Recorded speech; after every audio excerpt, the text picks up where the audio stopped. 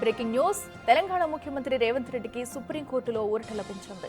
ఎన్ పెద్దిరాజు వేసిన కేసులో రేవంత్ రెడ్డికి వ్యతిరేకంగా ఎలాంటి ఆధారాలు లేవంటూ ఇప్పటికే తెలంగాణ హైకోర్టు పిటిషన్ను క్వాష్ చేసింది. కాగా హైకోర్టు ఆదేశాలను సుప్రీంకోర్టులో సవాల్ చేశారు ఎన్ పెద్దిరాజు.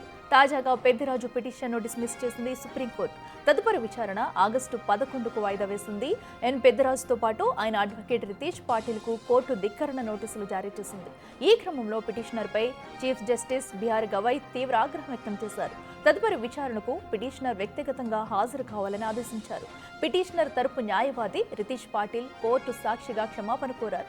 కేసు విత్డ్రా చేసుకునేందుకు అనుమతి ఇవ్వాలని కోరారు. అయితే కోర్టు ధిక్కరణ కింద ఎందుకు చర్యలు తీసుకోవద్దంటూ చీఫ్ జస్టిస్ ప్రశ్నించారు. కోర్టు ధిక్కరణ నోటీసుపై రాతపూర్వక సమాధానం ఇవ్వాలని ఆదేశించారు.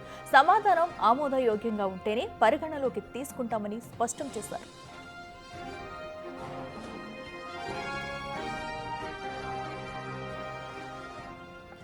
రైట్ తెలంగాణ ముఖ్యమంత్రి రేవంత్ రెడ్డికి సుప్రీంకోర్టులో ఊరట లభించింది. ఏదైతే ఎన్ పెద్దిరాజు వేసిన కేసులో అయితే రేవంత్ రెడ్డికి వ్యతిరేకంగా కూడా ఎలాంటి ఆధారాలు లేవంటూ ఇప్పటికీ ఇటు హైకోర్టు అయితే పిటిషన్ను క్వాష్ చేసింది. అయితే దీనిపైకి సంబంధించి అటు సుప్రీంలో కూడా విచారణ వేయగా కూడా దాన్ని కూడా కొట్టివేసింది. ఇదే అంశానికి సంబంధించి మరింత సమాచారం మా ప్రతినిధి శివ అందిస్తారు ఢిల్లీ నుంచి లైవ్లో. శివ చెప్పండి, ఇప్పటికే అటు ఈ కేసునైతే సుప్రీం కూడా కొట్టివేసినట్టు తెలుస్తుంది. సో ఎలాంటి ఆధారాలను పరిగణనలోకి తీసుకుని తీర్పునిచ్చింది?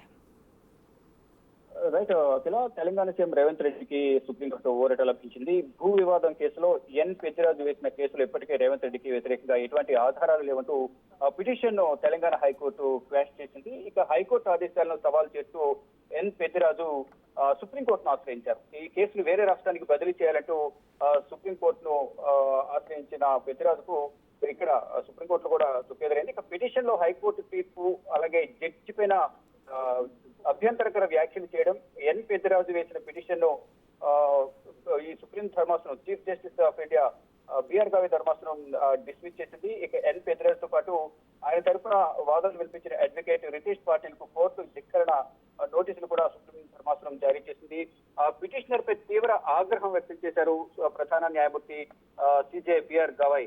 తదుపరి విచారణకు పిటిషనర్ అలాగే పెద్దిరాజు వ్యక్తిగతంగా కోర్టుకు హాజరు కావాలంటూ కూడా సిజేఐ ఆదేశాలు జారీ చేశారు. కోర్టు సాక్షిగా క్షమాపణ కోరారు పిటిషనర్ తరపు న్యాయవాది రితీష్ పాటిల్. అంటే కేసు విత్డ్రా చేసుకునేందుకు అనుమతి ఇవ్వాలని కోరినప్పటికీ, అంటే పిటిషనర్ తరపు న్యాయవాది కోరినప్పటికీ కోర్టు అనుమతించలేదు.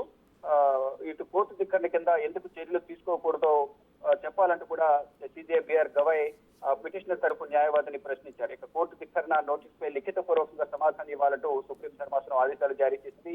ఇక సమాధానం ఆమోదయోగ్యంగా ఉంటేనే కోర్టు పరిగణలోకి తీసుకుంటున్నట్టు కూడా జస్టిస్ బిఆర్ గవై తెలియజేశారు. ఇక తదుపరి విచారణ, దీనికి సంబంధించి తదుపరి విచారణ ఆగస్టు 11వ తేదీకి వాయిదా వేశారు. అఖిల.